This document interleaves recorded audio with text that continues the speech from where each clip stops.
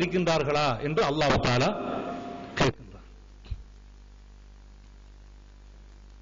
இவ்வளவு நான் சொன்ன இந்த ஆயத்துகள் தௌஹீதுல் உலூஹிய்யா என்று சொல்லக்கூடிய அல்லாஹ்வை மட்டுமே வணங்க வேண்டும் என்பதை காட்டுகின்றது.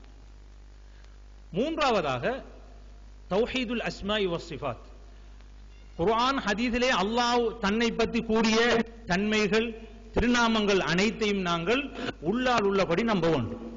அல்லாஹ் தஆலா குர்ஆனிலே தன்னை பற்றி வர்ணித்த வர்ணனைகள், தன்மைகள், திருநாமங்கள் இவைகளை நாங்கள் வலிந்துரை கொடுக்காமல் அதற்குரிய அரபு பாஷையிலே உள்ள அர்த்தத்தை கொடுத்து நாங்கள் நம்ப வேண்டும்.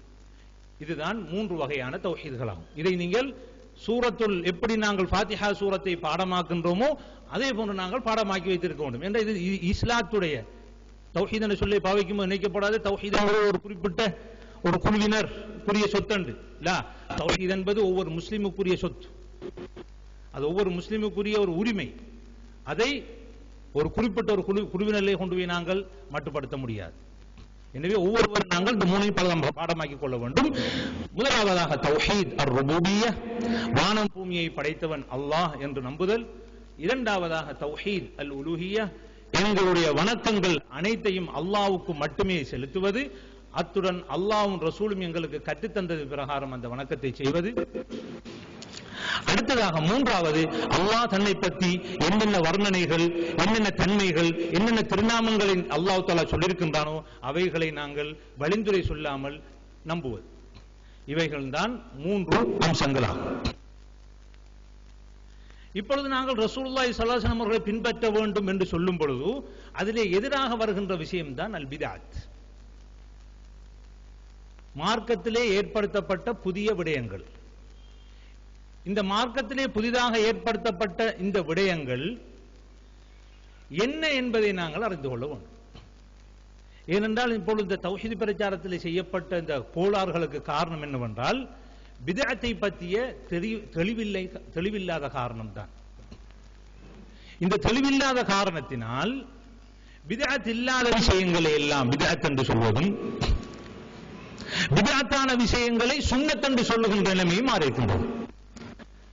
யார் தங்களை தௌஹீத்வாதி என்று சொல்லக்கூடிய ஒரு சிலர் பித்அத் இல்லாத விஷயங்களை பித்அத் என்று நம்பிக்கொண்டும் பித்அத்தான விஷயங்களை சுன்னா என்று நம்பிக்கொண்டும் வாழ்கின்றார்கள்.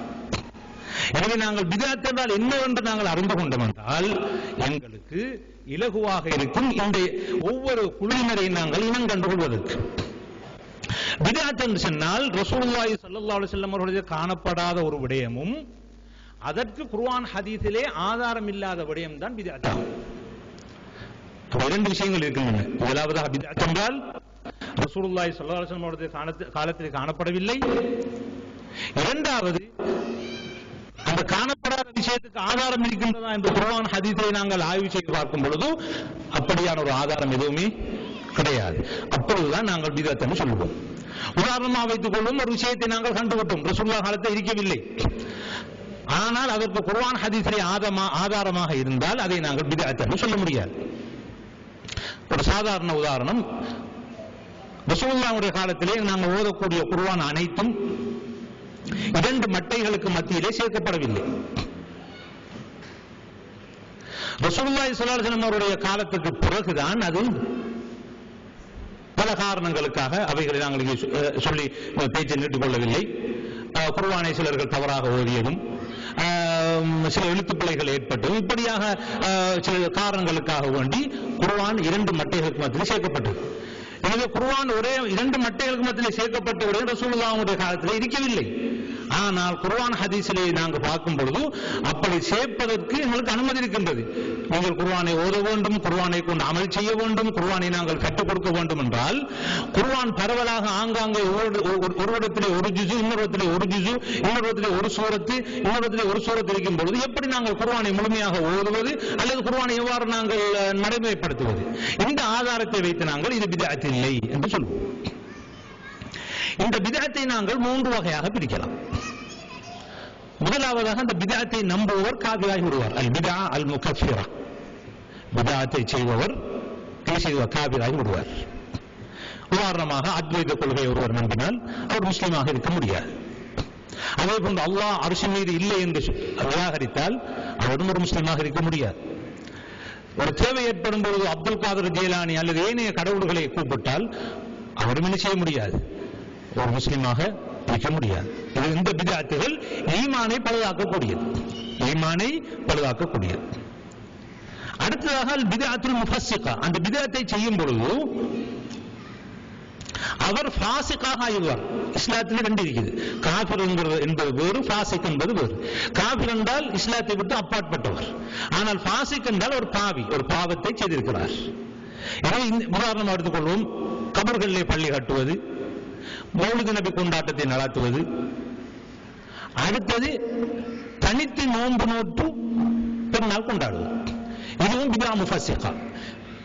அதாவது தனித்து நோன்பு நோட்டு பெருநாள் கொண்டாடுவது. ஆனால் இப்ப இந்த பிதஅத் என்னையாக்கப்பட்டிருக்கிறது, சுன்னாவாக்கப்பட்டிருக்கிறது. தனித்து நோன்பு நோட்டு என்றால் என்ன?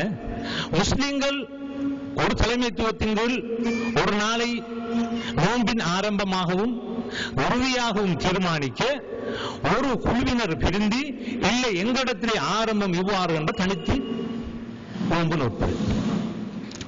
இந்த நோன்புடைய ஆரம்பத்தை தீர்மானிப்பதிலே அறிஞர்களிடத்திலே 3 கருத்துக்கள் காணப்படுகின்றன. சுருக்கமாக சொல்லி அடுத்த விஷயத்துக்கு வருவோம். பிறை ஒரு பகுதியிலே காணப்பட்டால் அந்த பகுதியிலே உள்ளவர்கள் மட்டும்தான் நோன்பு நோக்க வேண்டும் என்பது ஒரு கருத்து. ஒரு பகுதியிலே அது என்ன பகுதி என்கிறத வரையறுப்பதிலே பாரிய சர்ச்சைகள் இருக்கின்றன. இரண்டாவதாக, ஒரு இடத்திலே பிறை கண்பட்டால் உலகத்திலே எந்த பகுதியையும் உள்ளவர்களும் இந்த நோன்பை நோக்க வேண்டும். இது இரண்டாவது கருத்து. இதைத்தான் சர்வதேச பிறை என்று சொல்கிறார்கள். மூன்றாவதாக, மாதத்தின் ஆரம்பங்களை விஞ்ஞான ரீதியாக அதாவது கணிப்பீட்டு முறையிலே தீர்மானித்து நோன்பை நோப்பது, நோன்பை விடுவது. இப்படியாக அறிஞர் மத்தியிலே 3 கருத்து காணப்படுகிறது. பிறையை கண்ணால் காண வேண்டும், அந்த பிறையை காணப்பட்டால் அந்த பகுதியிலே உள்ளவர்கள் மாத்திரம் நோன்பு நோட்பார்கள். அந்த பகுதியினர் எப்படி அந்த பகுதியை தீர்மானிப்பது என்பதிலே பல கருத்துக்கள் காணப்படுகின்றன. இரண்டாவது கருத்து, ஒரு இடத்திலே பிறை காணப்பட்டால் இன்னொரு இடத்திலேயும் அந்த பிறையை நீங்கள் அடுத்து நடக்க வேண்டும், இரண்டாவது கருத்து. மூன்றாவது, பிறையை நாங்கள் கண்ணால் பார்க்க வேண்டிய அவசியம் இல்லை. ரசூலுல்லாஹி ஸல்லல்லாஹு அலைஹி வஸல்லம் காலத்திலே உள்ள மக்கள் எழுத படிக்க தெரியாதவர்கள், தற்போது இஸ்லாமிய சமூகம் எழுத படிக்க தெரிந்ததாக மாறிவிட்டது. விஞ்ஞானம் இப்பொழுது நுணுக்கமான முறையிலே எப்பொழுது சூரிய கிரகணம் வருகிறது, சந்திர கிரகணம் வருகிறது என்பதை நுணுக்கமாக ஒரு செகண்ட் வீதமாக, வினாடி வீதமாக தீர்மானிக்கக்கூடிய சக்தி அடைந்திருக்கிறது. எனவே நாங்கள் என்ன செய்ய முடியும், அதை மையமாக வைத்து ஒரு கலண்டரை தயாரித்து அதன் மூலமாக நாங்கள் என்ன செய்ய முடியும், பெருநாள்களையும் அல்லது நோன்புகளையும் நாங்கள் தீர்மானிக்க முடியும் என்று 3 கருத்து. ஒரு இஸ்லாமிய நாட்டுக்கு அல்லது சிறுபான்மையினருக்கு பொறுப்பாக இருக்கக்கூடிய ஒரு நிறுவனத்திலே உள்ளவர்கள் இந்த 3இல் ஒரு கருத்தை தான் எடுக்க வேண்டும். ஒரு இஸ்லாமிய தலைமைத்துவம், முஸ்லிம் நாடு வைத்துக் கொள்வோம், ஒரு ஜனாதிபதி இருக்கின்றார் அல்லது அதிலே முஃப்தி இருக்கிறார் வைத்துக் கொள்வோம், அல்லது எங்களை போல சில இலங்கையிலே சிறுபான்மையாக வாழக்கூடியவர், எங்களுக்கு பிறையை தீர்மானிக்கக்கூடிய அதிகாரம் அகில இலங்கை ஜமியத்துல் உலமாவுக்கு இருக்கின்றது. இவர்கள் ஒரு மாதத்தை தீர்மானிக்கும் பொழுது இந்த 3இல் ஒரு கருத்தை எடுக்க வேண்டும். இதில் ஏகோபித்த முறை என்பது கிடையாது. இதற்கும் ஆதாரமாக சில ஹதீஸ்கள் காணப்படுகின்றன, இதற்கும் ஆதாரமாக சில ஹதீஸ்கள் காணப்படுகின்றன, இதற்கும் ஆதாரமாக ஹதீஸ்கள் காணப்படுகின்றன. அது எது சரி பிழை என்பது இரண்டாவது விடயம். ஒவ்வொரு தரப்பினரும் சில ஆதாரங்களை முன்வைக்கின்றார்கள். இந்த 3இல் ஒரு கருத்தை தான் தலைமைத்துவத்திலே உள்ளவர்கள் பின்பற்ற வேண்டும்.